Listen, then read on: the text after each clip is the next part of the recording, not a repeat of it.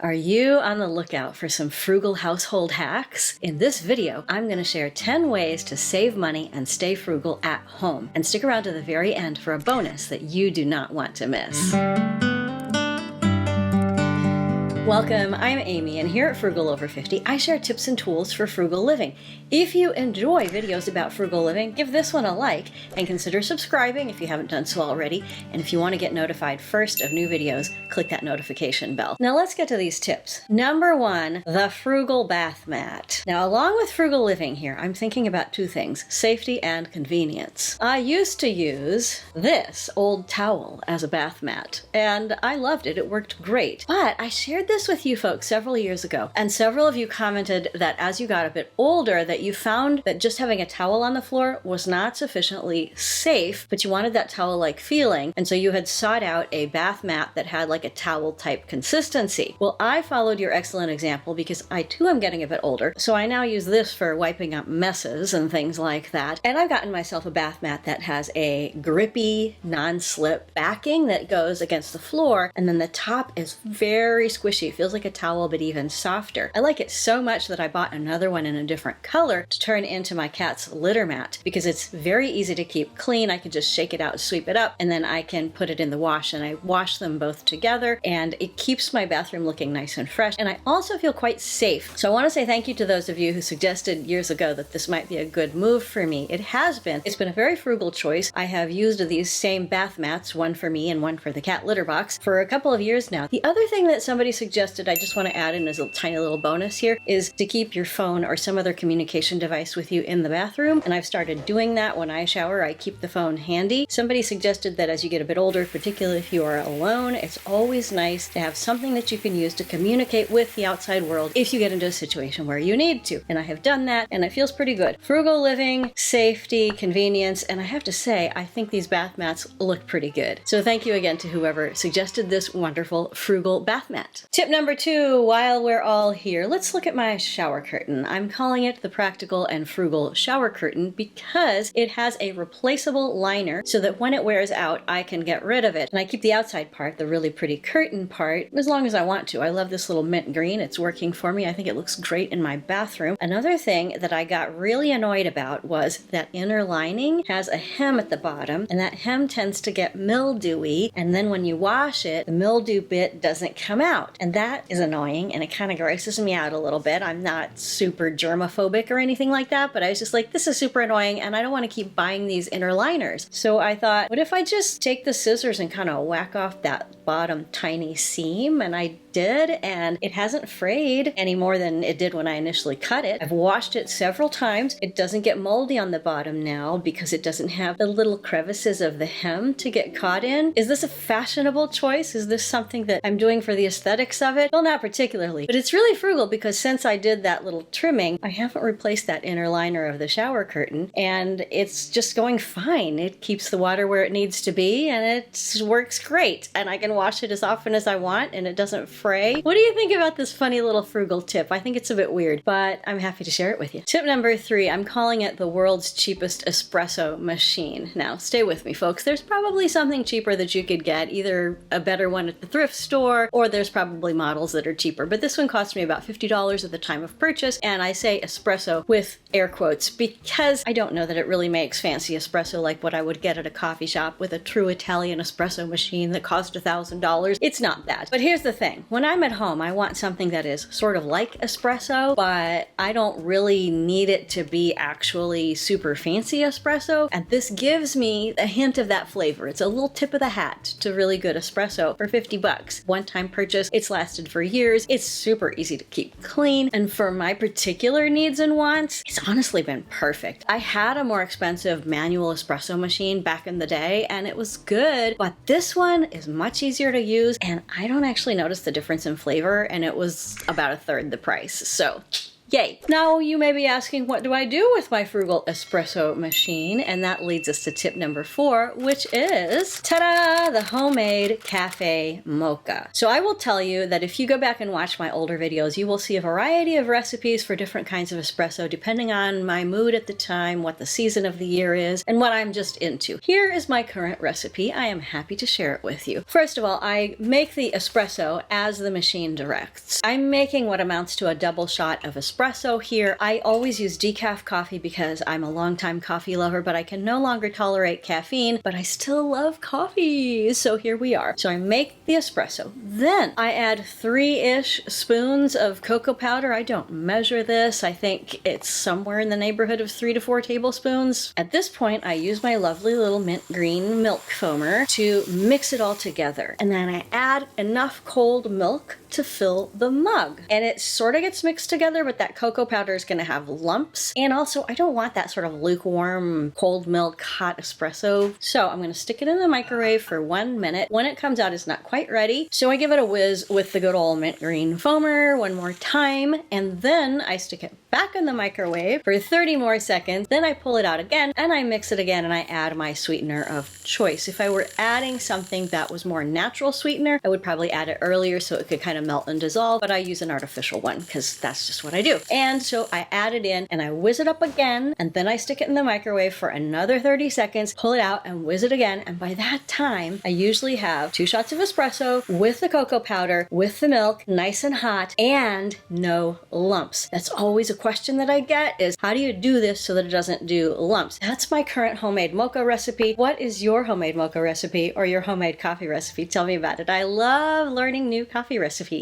Number 5, the free sofa cover. I have decided that I want to update and improve my decor. To some extent, this does involve going out and buying things. So I actually went out and got a new very colorful comforter, which I am in love with. And of course, I got it on sale because me. Then I had my old bedspread that is still in perfectly good shape and which I still love. And I have a sofa in my own bedroom because I don't know why. It's something that I had from before and I kept it, don't want to get rid of it. And I have decided to put the bedspread on the sofa, turning it into a look of kind of like a day bed. And I have to tell you, it changed the whole vibe of the room. It looks like this whole wonderful quilted, colorful fantasy all over the room. And it's inspiring me with other decor that I'm doing. You can probably see behind me, I'm working on testing out locations for this new thing that I just happened to get. Some things I'm having to spend money on, but things that I don't have to spend money on to update my decor include a sofa cover that used to be a bedspread and now has just made the whole room lighter, brighter, colorful, and happier. Moving on to number 6, the thrifted holiday decor. Where I live, people chuck out holiday decor like crazy. It's wild to me. And when I go to local thrift stores, I see things that are in perfectly good quality for every season of the year and for every possible holiday of the year. And I have discovered, greatly to my joy, I have to say, that I can get good as new holiday decor for any holiday that I want to decorate for or any season of the year that I want to decorate for just by going to the thrift store and finding things at a fraction of their new price. I have even found things that still had their original stickers on them, which I don't know if that means that they just didn't sell at the store, so they sent them to the thrift store, or if somebody bought them and then just gave them away right away, but things that have clearly never been used. Also, if it's been used a little bit and it's a holiday decoration, it probably is fine. So I have a lovely collection of things that I can pull out just about any season of the year, and I'm really looking forward to when holiday season rolls around so that I can bring them out and set them up and just enjoy them, and I might even add to my collection. It won't cost much, and it will be thrifted holiday decor. Number 7, the table as desk. Now, stay with me here, folks. I used to have a desk that I used for my computer work, and I used to do a lot more computer work at home than I currently do, but I still work at my computer quite a bit. And I discovered that I didn't actually enjoy having a dedicated desk in my home. Maybe if I had a place where I had a separate office space, like an office room, but I don't have that kind of space. And I also discovered that my dining table chairs are cushiony and comfortable for the size that I am, and also that the table is a really good height to work at and it's comfortable and it gives me a nice view of the entire place that I live, and I really like it. So I donated the desk that I had and I put a keyboard in its place, which I love because I can use it to teach singing lessons sounds or to do some of my own singing, which I dearly love and am getting back into after several years away from it. And I have the best time, honestly, just sitting at the dining room table doing work. Do you like having a specified place where you sit and do like computer work or paperwork, or do you enjoy sort of just spreading out on the dining table like I'm currently doing? Number 8, the mix and match towels. Similar to how I like having a variety of different colors in my room, I have discovered that I like having a variety of different colors in my towels. I am not a person who likes to have just a set of towels in one color or a certain color palette. And also when I first moved here, I was given a stack of towels, each in a different color, by someone who cared about me and wanted me to get set up without having to go out and buy. And I love those towels. I still keep them. And then as I buy towels, I'll buy them in colors that I like. They don't really coordinate with each other necessarily. Do I care? Not really. And I love the sort of wild mix and match of colors and the different sizes, the different ages of towels, the different textures of towels. I don't know, I just really like that mix. I hope that if you are the sort of person who feels like, oh, I should be more fashionable about my towels, that maybe you can just give in to the chaos and enjoy the colorfulness of a variety of kinds of towels. Number 9 then, the old blankets. Now, when I first moved here, I had lived in the tropics most of my life and I did not really understand blankets, and kind souls gave me blankets from several sources. None of them match. They are all old. It's other people's cast-offs. Have I replaced them? No, because they work just fine. And what I've discovered about blankets, at least where I live, is that they don't really wear out the way that I use them. I'm not like building pillow forts and lighting candles and melting them or anything like that. I'm just putting them on my bed when it's cold out. And I really enjoy having a variety of kinds of blankets, and I know the story because I know where they came from. And for me, that's part of the joy of frugal living, is that I know the story, I know the history of where this item came from or where that item came from. I remember the circumstances in which this was given to me. And so I feel very sort of heartwarmed about pulling out this blanket that a loved one gave to me when I first moved here. And it feels like I'm being given a hug as well as a blanket. And it's lovely. So the frugal old blankets, yes. Number 10, the senior discounts. I am telling you this because I keep forgetting to ask about senior discounts. I keep forgetting to check for senior discounts. I have been eligible for senior discounts in many places for several years now, and I just constantly forget to check. So this is me giving myself a reminder and sharing that reminder with you if you need to hear it, that we should check for senior discounts. There are places where we can go on certain days to get a certain percentage off on our regular priced purchase or even a sale priced purchase, and there are probably other things that I am missing. Tell me your secrets for enjoying the world of senior discounts. Now, I told you at the beginning that I had a bonus for you, and I do. Earlier, I shared with you my cafe mocha recipe, and I want to expand on that a bit because I am also enjoying a daily cup or two of hot cocoa these days. And it's a similar process. What I do is I fill my mug with milk, but I leave enough room at the top that I can use my frother because I'm going to pull out the good old mint green frother again. I put that cup of milk into the microwave for a minute or a minute and 10 seconds. When I pull it out, it's slightly warm, and I add my 2 or 3 scoops of cocoa. Then I whiz it up and I put it back into the microwave and I give it another 30 seconds. I pull it back out, I whiz it again, and then I put it back in the microwave for another 30 seconds. And somewhere in that process, I add in my sweetener. I have to confess that for me, this is a way of getting that yummy mocha-like flavor, but without having to go to the effort of making the espresso. And some days I just can't be bothered, and so I make hot cocoa. And so I'm sharing that with you today as a bonus. Go forth and enjoy. I have a question of the day for you. What is your favorite frugal household hack? Share it down below in the comments.